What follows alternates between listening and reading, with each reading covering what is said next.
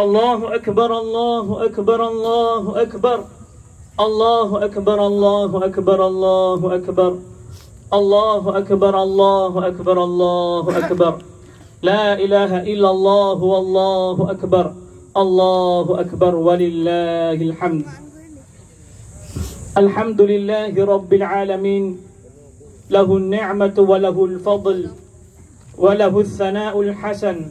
اللهم صل وسلم على سيدنا محمد وعلى آله وصحبه ومن اتبعهم بإحسان إلى يوم الدين. أوصي أولا نفسي ثم أوصيكم بتقوى الله والمواظبة على ذكر الله. فقد قال الله سبحانه وتعالى في القرآن بعد أعوذ بالله من الشيطان الرجيم: يا أيها الذين آمنوا اتقوا الله حق تقاته ولا تموتن إلا وأنتم مسلمون. وإن التقوى كما ذكر في الحديث رأس الأمر كله، أو كما قال عليه الصلاة والسلام. وقال النبي صلى الله عليه وسلم: لكل دين عيد وهذا عيدنا، أو كما قال عليه الصلاة والسلام، أو لكل قوم عيد وهذا عيدنا كما قال النبي عليه الصلاة والسلام. Mga kapatid, mga magulang, itong araw na to, ginugunita natin yung pamumuhay ng Ibrahim alayhi salatu wassalam. Yung mapupulot na aral sa kanyang pamumuhay, sa kanyang pamilya, yung kanyang pagsisakripisyo, pagtitimpi, patience, compassion, at iba't iba pang mga magagandang katangian na tinataglay ng Ibrahim alayhi salatu wassalam at kanyang pamilya na nabanggit sa Quran at sa hadith ng Rasul sallallahu alayhi wasallam. Kung saan yung Nabiyullah Ibrahim alayhi salatu wassalam, simula nung siya ay pinanganak, lumaki siya sa komunidad kung saan ang sinasamba ng mga tao ay ribulto. Yun yung prevalent, yun yung kasikatan dun sa kanyang panahon na yung pinanganak siya, ang sinasamba ng mga tao ay ribulto. Kung saan yung mga ribulto na yon, kahoy, bato, hindi nakakapagsalita, hindi nakakapagbigay benepisyo. Pero kahit ganun pa man, even though that he grew up in a community that idol worshiping is prevalent, hindi sumabay yung Ibrahim alayhi salatu wasalam sa kanyang komunidad. Bagkus ginamit niya ang kanyang isip, ang kanyang utak, at kinwestiyon niya yung logic. Bakit itong mga tao na to sinasamba itong mga bato, itong kahoy, kung saan hindi naman makapagbigay benepisyo? Bali, sinalungat ng Ibrahim alayhi salatu wasalam yung gawain ng kanyang komunidad, at siya ay nanampalataya sa Allah subhanahu wa ta'ala. Pagkatapos pa nun yung Allah subhanahu wa ta'ala, parati natin naririnig sa khutbah yung story nila ng Hajar, kanyang pamilya, yung pagsasakripisyo niya, dapat susumbaliin niya, dapat kakatayin niya yung kanyang anak. He was about to slaughter his son Ismail because of the commandment of Allah subhanahu wa ta'ala. Dito pa lang sa story na to na parati natin nababanggit, makikita natin kung gaano kasubmissive, gaano mag-submit yung Ibrahim alayhi salatu wasalam sa kautusan ng Allah, kung saan kanya niyang mismong isacrifice yung kanyang anak para sa kautusan ng Allah. At ito ang tunay na dapat na pananampalataya ng isang Muslim, kung saan walang makakapigil sa iyo sa pagsunod sa kautusan ng Allah kahit pa ito ay ang iyong pamilya. At napakainam, yung anak ng Ibrahim alayhi salatu wasalam, siya ay musmus pa lamang at naintindihan niya rin yung trabaho ng kanyang tatay, naintindihan niya rin yung kautusan ng Allah sa kanyang tatay na siya ay kakatayin. Hindi niya pinahirapan yung kanyang tatay. Bagkus he even encouraged his father to comply to the commandment of Allah subhanahu wa ta'ala. Ganito yung pamilya ng Ibrahim alayhi salatu wasalam. Ganito yung kanilang pananampalataya. Ganito yung kanilang pag-aagama. At ito yung ating sineselebrate sa araw na to. Ito yung ating ginugunita. Kung paano na tayong mga tao ay maging kalakas din natin yung pananampalataya, makamit natin yung katulad ng pananampalataya ng Ibrahim a.s.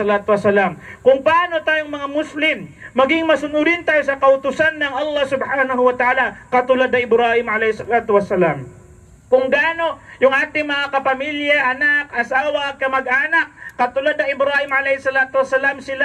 siya ay may worry sa kanila na kung paano nila susundin yung kautusan ng Allah, ganun din dapat tayo na ilagay natin sa ating responsibility ng ating mga anak, asawa, kamag-anak, kapamilya, kaibigan, paano sila lahat sambahin, sundin ang kautusan ng Allah at umiwas sa mga pinagbabawal ng Allah subhanahu wa ta'ala. Ito yung pinaka-moral lesson mga kapatid sa pananampalatayang Islam. Dahil doon, pwede tayong magbanggit ng ilang points, pwedeng 10 points kung ano ang mapupulot na aral sa pamumuhay ng Ibrahim a.s. na sana ipag-uwi natin, ay baunin natin at isabuhay natin sa ating kabuhayan dito sa ibabaw ng mundo. Unang-una mga kapatid sa pananampalatayang Islam, ang mapupulot na aral sa pamumuhay ng Ibrahim a.s. ay yung kanyang matatag na pananampalataya sa Allah subhanahu wa ta'ala. Kahit pa siya ay na-pressured, kahit pa siya ay na-tortured, pinahirapan ng kanyang mga tao nung hindi siya sumunod sa kanila sa pagsamba sa bato, pagsamba sa kahoy, dahil siya ay sumasamba sa Allah, hindi niya binitawan yung kanyang pananampalataya, hindi niya give up yung kanyang pananampalataya sa Allah. Bagkus siya pa ay naging mas matatag. Siya pa ay nagtiwala at nag-hope sa mercy ng Allah subhanahu wa ta'ala. Ganon din tayo mga kapatid sa pananampalatayang Islam. Yung ating pamumuhay dito sa mundo, iba't ibang pagsubok, mapapersonal man na pagsubok yan, o kaya pagsubok sa komunidad, societal pressures, ay dapat wag natin ialay yung ating pag-aagama, wag natin ialay yung ating pananampalataya. Dahil may makikita yung meron tayong mga, siguro iba sa ating kapatiran na Muslim, na pag sinubok yung kanyang pananampalataya, between sa kanyang trabaho, between sa kanyang business, o kaya between sa kanyang kaibigan, minsan mas pinipili nila yung kanilang business, yung kanilang trabaho, yung kanilang kapamilya, kaibigan, kahit na pa nalalabag nila yung kautusan ng Allah, which is hindi yan ang tunay ng Muslim. Ang Muslim, hindi niya isasakripisyo yung kanyang pananampalataya sa Allah subhanahu wa ta'ala. Pangalawang puntos mga kapatid, yung pagiging obedience at submission ng Ibrahim alayhi salatu wassalam sa Allah subhanahu wa ta'ala, na inutos sa kanya na katayin yung Ismail, kanyang anak, pinakamamahal na anak, isa sa pinakamamahal niyang anak, pero hindi siya nagdalawang isip na sundin yung kautusan ng Allah subhanahu wa ta'ala. Hindi siya nagdalawang isip na sundin yung panaginip na ipinakita sa kanya ng Allah subhanahu wa ta'ala. Ganito rin tayo mga kapatid sa pananampalatayang Islam. We should prioritize our obedience to Allah subhanahu wa ta'ala. We should trust His commandment, at pag sinundan natin, o kaya naging masunurin tayo sa kautusan ng Allah, we will gain benefit from it. We will gain barakat from it. Minsan sinusubok tayo sa mga kautusan ng Allah. Example, halimbawa yung tao nagtatrabaho sa isang kumpanya. Ayun, dumating na yung salatul dhuhr, pero oras ng kanyang trabaho, pinapapili siya, kanyang sambayang o kanyang trabaho. Ito ay sinusubok ang kanyang pananampalataya. Dapat sa isang Muslim, huwag niyang isakripisyo yung kautusan ng Allah dahil lang sa mga kamunduhang bagay. At pag ginawa natin yung kautusan ng Allah, gagantimpalaan tayo dito ng Allah subhanahu wa ta'ala, katulad ng ginawa niya sa Ibrahim. Imbis ng makatay niya, ang nakatay niya ay tuta, yung sheep, kung saan pinalitan ng Allah subhanahu wa ta'ala. So, may kapalit. Yung pagsunod sa kautusan ng Allah, may malaking gantimpala na kapalit. Pangatlo mga kapatid sa pananampalatayang Islam, ang matututunan natin na lessons ay yung sacrifice at generosity. Yung kailangan natin magsakripisyo. Sa bawat bagay, mahalagang bagay, dito sa mundo, kung gusto natin makamtan, kailangan natin magsakripisyo. Kung gusto mo magkaroon ng pera, kailangan mo magsakripisyo sa oras mo, sa lakas mo, trabaho mo, business mo, kailangan mo magsakripisyo. Ano pa kaya para sa pananampalataya? Ano pa kaya para sa agaman ng Allah subhanahu wa ta'ala? Gano'ng kalaki sakripisyo ang kailangan natin sakripisyo para makamtan natin yung tunay na pananampalataya sa Allah? O kaya, gano'ng kalaki yung sakripisyo na kailangan nating ibigay para makamtan natin yung paraiso ng Allah subhanahu wa ta'ala? At yung pagiging mabait. pagiging mapagbigay. Kumbaga, ibigay natin yung ating kaya na lakas o kaya mapamaterial man yan na tulong doon sa ating mga kapatiran, doon sa ating mga kapatiran na nangangailangan. Mga ipang-apat, isa sa puntos o kaya points na maaral natin dito sa story na Ibrahim alayhi salatu wasalam ay yung pagkakaroon ng patience at perseverance. Yung pagtitimbi at pagiging matatag sa mga dumadaan na pagsubok dito sa mundo. Dahil yung pagiging matimpi at pagiging matatag, ito ang tunay na makakatulong sa atin dito sa ibabaw ng mundo, kung saan alam naman natin itong ibabaw ng mundo, yung pamumuhay dito ay punong-puno ng pagsubok. Pag yung tao walang pagtitimpi at hindi siya matatag sa kanyang pananampalataya, 100% na hindi siya magiging matagumpay dito sa pamumuhay sa mundo. Pag wala kang pagtitimpi, halimbawa sinubok ka sa iyong risky, sinusubok ka sa iyong risky. Ngayon kung wala kang pagtitimpi, kapatid sa pananampalatayang Islam, 100% hanapin yung risky ng Allah dun sa pamamaraan ng haram. Kasi wala kang sabar, wala kang pagtitimpi. So napaka-importante nitong pagtitimpi, patient dito sa pamumuhay natin, sa ating gawain sa daily lives natin para makasurvive dito sa ibabaw ng mundo, lalo na sa kabilang buhay, at makuha yung gantimpala ng Allah subhanahu wa ta'ala. Panglima, yung pagkakaroon ng malakas na koneksyon sa ating mga pamilya at community values. Kumbaga, we should support our family, our friends, mga kamag-anak natin, relatives natin. We should have a nice, maintain a good relationship with them.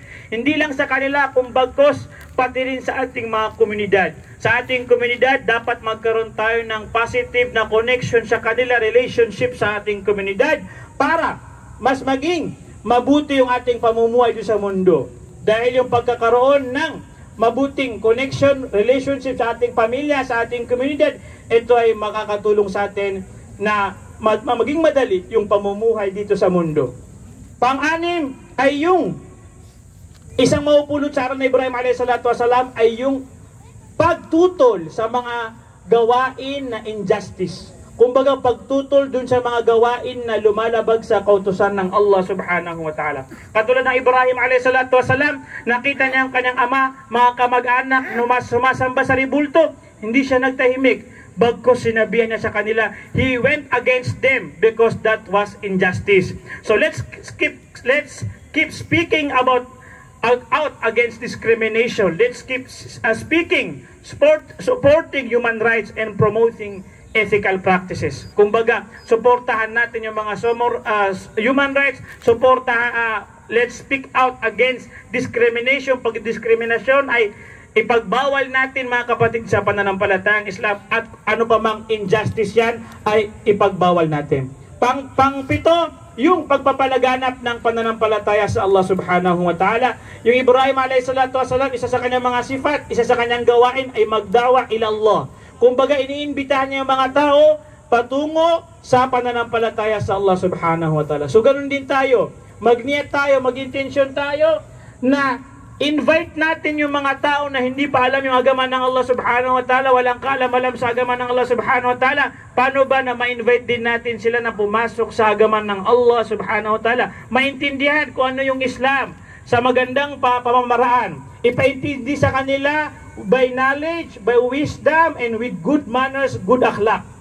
Imbitahan natin sila sa pamamagitan ng tunay matinong kaalaman o kaya sa pamamagitan ng magandang katangian. Dahil yung mga sahaba radhiyallahu anhum, isa sa pinakamalaking rason kaya pumasok yung mga Muslim o kaya yung mga tao sa Islam ay dahil sa kanilang katangian. So we should also invite others to enter in Islam, just like how Ibrahim alayhi salatu wasalam propagate it to his community. Pang-walo ay yung hospitality in kindness. Maging mabait tayo sa ating mga kapatiran. Maging mabait tayo sa ating mga kamag-anak, sa ating asawa, sa ating anak. Ibigay natin yung kanilang mga hak, yung kanilang mga responsibility. Maging mabait tayo sa komunidad. Ibigay natin sa kanila yung hak nila din sa atin. Katulad lang na Ibrahim, may bumisita sa kanya na 2 malaikat, hindi niya kilala, pero diretso na binigyan niya ng pagkain, tinanggap niya yung kanyang 2 bisita kahit hindi niya ito kilala. Ganun din sana tayo sa ating mga kapatiran. Pang-siyam, na nabanggit na points na mapupulot sa aral ng pamumuhay ng Ibrahim alayhi salatu wasalam ay yung pagkakaroon ng tawakkal sa Allah subhanahu wa ta'ala. Yung pagkakaroon ng trust in the commandment of Allah subhanahu wa ta'ala. Full trust, full reliance in the commandment of Allah subhanahu wa ta'ala, in the faith of Allah subhanahu wa ta'ala. Just as Ibrahim alayhi salatu wasalam was thrown into the fire. Yung tinapon yung Ibrahim alayhi salatu wasalam ng kanyang mga tao dahil nga sila ay sumasamba sa ribulto, yung Ibrahim lang ang hindi pumayag. Tinapon siya ng kanyang mga komunidad dun sa malaking apoy. At wala siyang ibang hininga ng tulong bagkus nagtawakkal siya. He trusted Allah's help. Siya ay nanatili na matatag sa pananampalataya sa Allah at doon din nangyari na yung pumunta yung Ibrahim, siya ay nakalanding, siya ay pumunta doon sa apoy, hindi lang man siya nasunog. Bakit? Dahil sa kanyang matatag na pananampalataya sa Allah subhanahu wa ta'ala, sa kanyang matatag na pagtatrust sa kautusan ng Allah subhanahu wa ta'ala. Ganun din tayo mga kapatid sa pananampalatayang Islam. Pag meron tayong tawakkul sa Allah subhanahu wa ta'ala, 100% darating sa atin yung tulong ng Allah subhanahu wa ta'ala. Katulad sa nabanggit sa isang hadith, na yung ibon, pag siya ay lumilipad sa umaga at maghahanap ng pagkain, siya ay bumabalik na busog at may nakain. Kung tayo rin ay magtatawakkul sa Allah subhanahu wa ta'ala, tutulungan tayo ng Allah subhanahu wa ta'ala katulad ng ibon na yon na lumabas sa umaga, pagbalik siya ay busog. Ganun din ang pagtutulong sa atin ng Allah subhanahu wa ta'ala if we put our trust in Allah subhanahu wa ta'ala. Pang-sampu mga kapatid sa pananampalatayang Islam ay yung patuloy nating pagsamba sa Allah subhanahu wa ta'ala. Yung patuloy nating pananampalataya sa Allah subhanahu wa ta'ala hanggang sa tayo ay maabutan ng kamatayan. Actually, yung Ibrahim alayhi salatu wasalam, hindi pa tayo pinapanganak. Hindi pa pinapanganak yung Muhammad o kaya mga ibang propeta. Nanalangin na yung Ibrahim alayhi salatu wasalam sa Allah subhanahu wa ta'ala na gawin ng Allah subhanahu wa ta'ala. Sabi niya, Allahumma rabbi ja'alni muqimas salati wa min dhurriyyati. Oh Allah, make me a worshipper that establish salah. And make my offspring, gawin po yung aking mga anak, at saka yung kanilang mga anak, at saka yung mga sumusunod sa kanila na palasimba sa iyo, ya Allah subhanahu wa ta'ala. So ganun din tayo mga kapatid sa pananampalatayang Islam. Tayo yung bunga, sabi ng mga ulama, tayo yung bunga ng panalangin ng Ibrahim alayhi salatu wasalam. Na umabot sa atin yung pananampalataya sa Allah subhanahu wa ta'ala dahil sa panalangin ng Ibrahim alayhi salatu wasalam. Yung fikir ng Ibrahim alayhi salatu wasalam kung saan bawat nilalang dito sa mundo ay maging mapananampalataya sa Allah subhanahu wa ta'ala. So ganun din dapat ang ating mindset. Na tayo, patuloy tayo magsamba, magdasal, mananampalataya sa Allah, pero hindi lang tayo. Idua rin natin yung ating mga anak, yung mga susunod sa atin, yung ating mga kamag-anak, paano tayo magkaroon ng worry, fikir, na sila ay maging matatakutin at maging palasunod sa kautusan ng Allah subhanahu wa ta'ala. Hindi lang yung ating sarili. Naway naintindihan natin itong short na 10 points dahil sa napakalit na oras, mainit na rin ang araw. Naway isabuhay natin yung mga narinig natin na magandang aralin. Kung meron man tayong narinig na hindi maganda, naway patawarin tayo ng Allah subhanahu wa ta'ala dahil tayo ay nilalang at mahina lamang. Aqulu qawli hadha wastaghfirullah li wa lakum wa lisaril muslimina min kulli dhanbin fastaghfiru innahu huwal ghafurur rahim.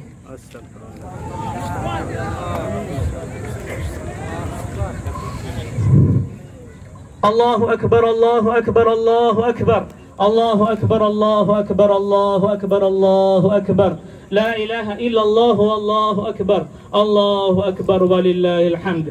Alhamdulillahi nahmaduhu wa nasta'inuhu wa nastaghfiruh wa nu'minu bihi wa natawakkalu alayhi wa na'udzu billahi min shururi anfusina wa min sayyiati a'malina. Man yahdihillahu fala mudilla lahu wa man yudlilhu fala hadiya lahu. Wa asyhadu an la ilaha illallah wahdahu la syarika lahu wa asyhadu anna sayyidana wa maulana Muhammadan abduhu wa rasuluh.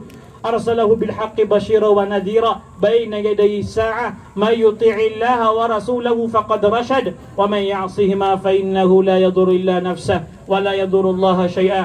أوصي أولا نفسي ثم أوصيكم بتقوى الله والمواظبة على ذكر الله ألا خير الكلام كلام الله وخير الهدي هدي النبي صلى الله عليه وسلم وشر الأمور محدثاتها وكل محدثة بدعة وكل بدعة ضلالة وكل ضلالة في النار. Mga kapatid at magulang sa pananampalatayang Islam, wag po natin kalimutan na isa sa pinakamalaking sunnat ng Ibrahim alayhi salatu wasalam at mga anbiya hanggang sa Muhammad sallallahu alaihi wasallam ay yung pagkatay dito sa araw ng Eid hanggang sa 3 days.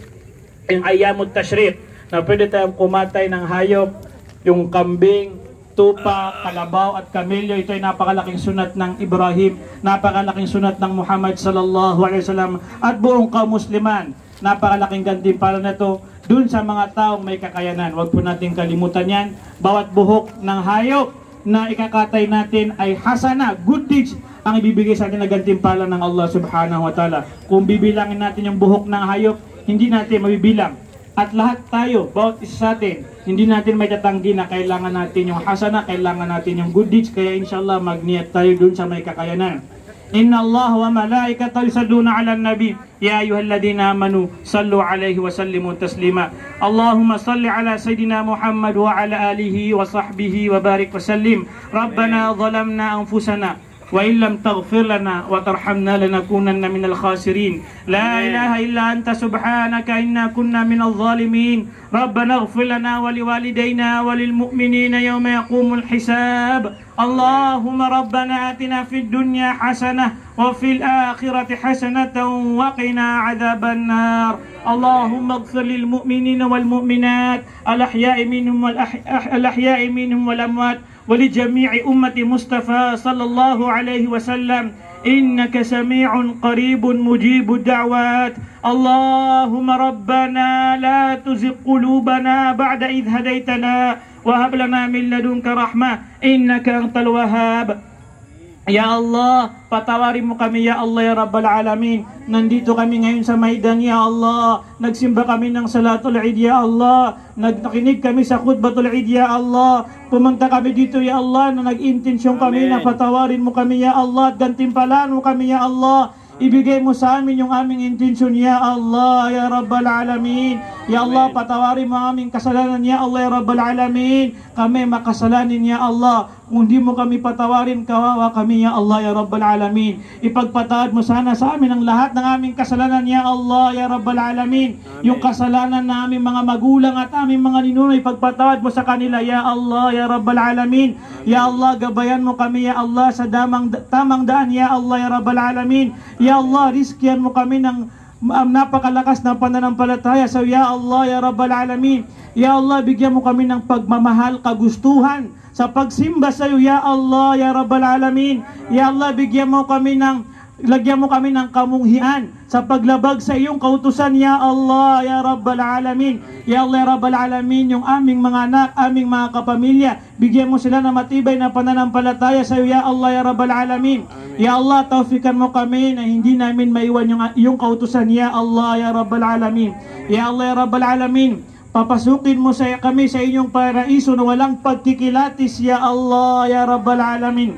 Ya Allah, mga magulang namin, kamag-anak namin na nauna na sa libingan ya Allah, ipagpatawad mo sa kanila ya Allah yung kanilang mga kasalanan ya Allah ya Rabbal Alamin.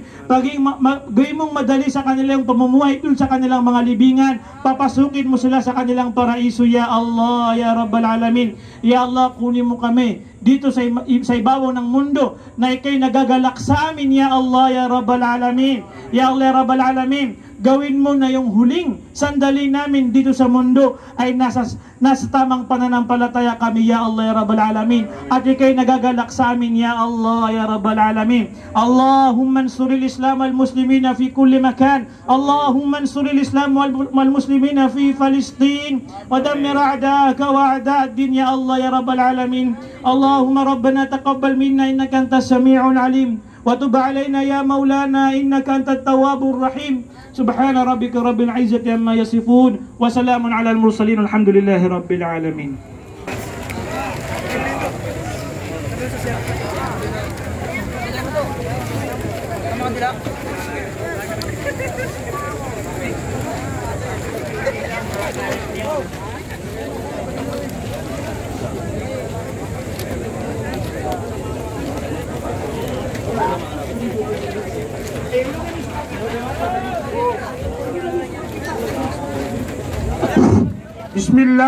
yung mga